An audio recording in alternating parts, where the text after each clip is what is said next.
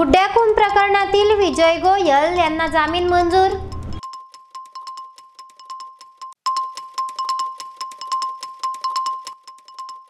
जनरेटरच्या आड बेकायदेशीरपणे दारूची वाहतूक भोवली, एलसीबीची कारवाई।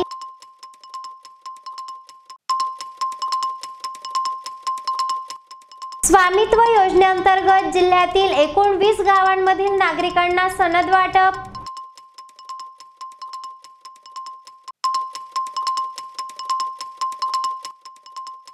आणि अखिल भारतीय मराठी संघाच्या वतीने छत्रपती शिवाजी महाराज यांचे तैलचित्र प्रकाशन सोहळा संपन्न। धुळे शहरातील गुड्ड्या खून प्रकरणातील संशयित विजय गोयल यास जामीन मंजूर करण्यात आला आहे। मुंबई उच्च न्यायालयाच्या औरंगाबाद खंडपीठाने जामीन मंजूर केला आहे। धुळे शहरातील गुड्ड्या उर्फ शफीउद्दीन शेख खून प्रकरण चांगलेच गाजले होते। या प्रकरणातील संशयित विजय गोयल यास अखेर मुंबई उच्च न्यायालयाच्या औरंगाबाद खंडपीठाने जामीन मंजूर केला आहे।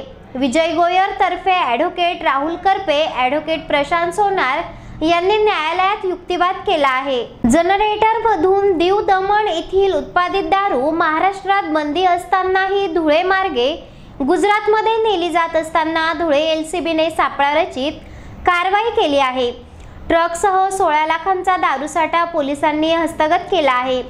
दीव दमण येथील उत्पादित दारूस महाराष्ट्रात बंदी आहे, मात्र असे असतानाही ट्रकमधील जनरेटरच्या आड मोठ्या प्रमाणावर दारूसाठा करीत त्यांची वाहतूक अवैधपणाने धुळे मार्गे गुजरातकडे केली जात होती। याबाबत माहिती मिळताच धुळे स्थानिक गुन्हे अन्वेषण विभागाने पोलीस निरीक्षक श्रीराम पवार यांनी तात्काळ सापळा रचित धुळे शहरातील खानदेश कॅन्सर सेंटर समोरच्या जागेत वाहनांची चौकशी केली असता संशयित वाहनात बेकायदेशीरपणे दारूसाठा सापडला आहे।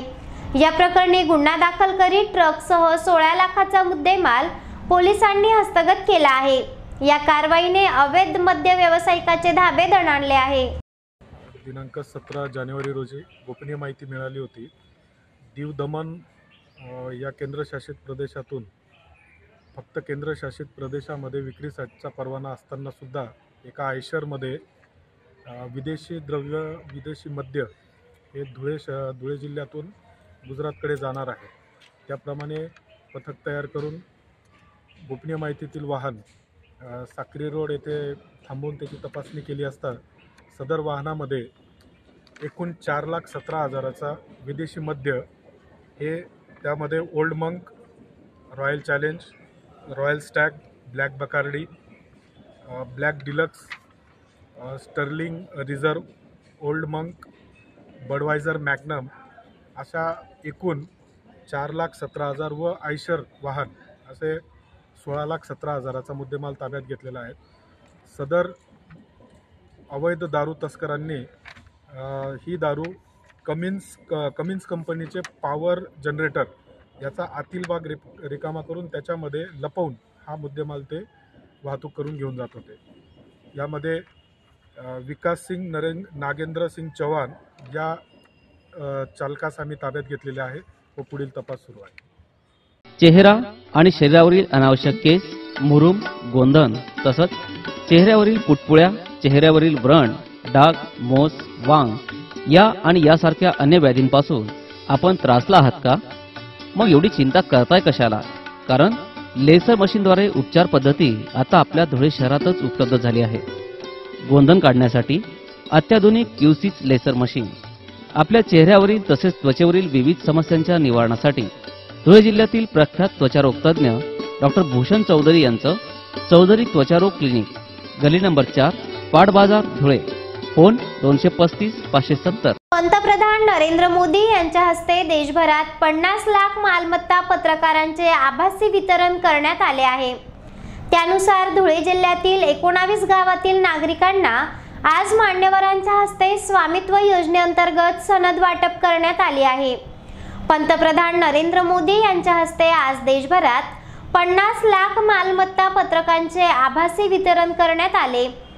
त्यात धुळे जिल्ह्यातील 19 गावातील 16 नागरिकांना मान्यवरांच्या हस्ते जिल्हाधिकारी कार्यालयात प्रत्यक्ष वितरण करण्यात आले आहे। या कार्यक्रमास आमदार मंजुळाताई गावित, अनुपभैया अग्रवाल, राघवेंद्र पाटील, जिल्हाधिकारी जितेंद्र पापळकर, अपर पोलीस अधीक्षक किशोर काळे, निवासी उपजिल्हाधिकारी नितीन गावंडे, जिल्हा परिषदेचे अतिरिक्त मुख्य कार्यकारी अधिकारी चंद्रकांत पवार, जिल्हा अधीक्षक भूमी अभिलेख अधिकारी स्वाती लोंढे आदी उपस्थित होते। यावेळी आमदार अनुपभैया अग्रवाल म्हणालेत की स्वामित्व योजनेचा लाभ खऱ्या अर्थाने ग्रामीण भागातील नागरिकांना होणार आहे। तर धुळे जिल्हाधिकारी जितेंद्र पापळकर म्हणालेत की आज देशाचे पंतप्रधान नरेंद्र मोदी यांनी संपूर्ण देशात स्वामित्व योजनेद्वारे सनद वितरणाला सुरुवात केली। धुळे जिल्ह्यात देखील जवळपास 90% ड्रोन सर्वेक्षणाचे काम पूर्ण झाले आहे। पूर्वी जमीन मोजणीसाठी छोटे यंत्र वापरले जायचे, परंतु शासनाने आता सॅटेलाइट तंत्रज्ञानाचा वापर करून अत्यंत अचूक असे सनद पत्रकांचे काम पूर्ण केले आहे। यामुळे आता हे सनद पत्रिकाही बँकेत खरेदी विक्री व इतर व्यवहारांसाठी वापरता येणार आहे। तसेच गावातील आपापसातील वाद संपुष्टात येणार आहे। येत्या काळात संपूर्ण जिल्ह्यातील सर्वेक्षणाचे काम वेळेत पूर्ण करणार आहे। ज्या नागरिकांच्या मालमत्तेची सनद तयार झाली आहे अशा नागरिकांनी ती घेऊन जावी, असे आवाहन जिल्हाधिकारी श्री पापळकर यांनी यावेळी केले आहे। या प्रसंगी मान्यवरांच्या हस्ते धुळे जिल्ह्यातील 19 गावातील 16 लाभार्थ्यांना प्रातिनिधिक स्वरूपात स्वामित्व योजनेअंतर्गत सनदचे वाटप करण्यात आले। प्रारंभी देशाचे पंतप्रधान श्री नरेंद्र मोदी यांनी दूरस्थ प्रणालीवरून देशभरातील 50,000 गावांमधील 58 लाख लाभार्थ्यांना स्वामित्व योजनेअंतर्गत सनदचे वाटप केले, तसेच आपले मनोगत व्यक्त केले।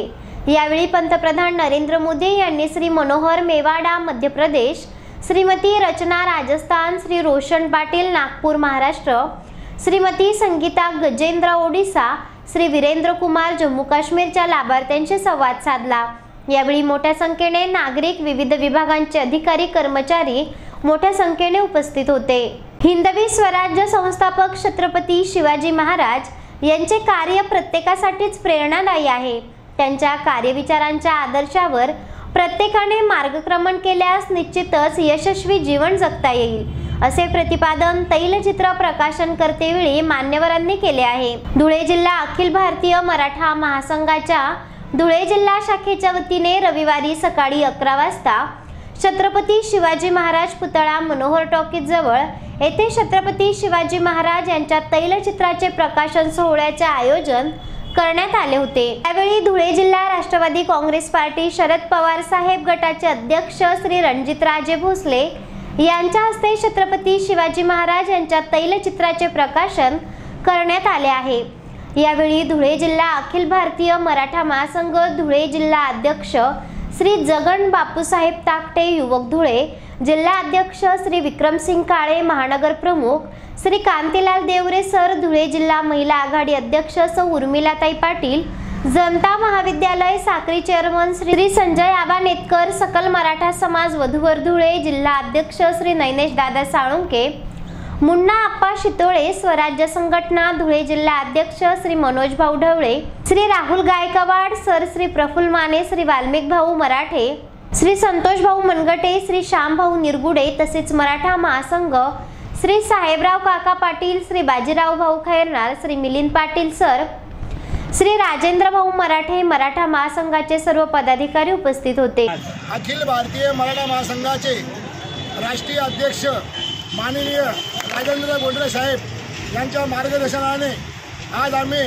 प्रत्येक जण दरवर्षी काही ना काही कार्यनिर्णय म्हणा किंवा दिनदर्शिका म्हणा छापत असतो, परंतु आमचे राष्ट्रीय अध्यक्ष यांनी जे मानस आज तयार केले आहे, फक्त छत्रपती शिवरायांचा फोटो लावून सनी जे आम्ही कॅलेंडर आज छापलं आहे ते आज सर्वांना आम्ही दिनदर्शिका म्हणून सोहळा म्हणून आम्ही पार पाडत आहोत।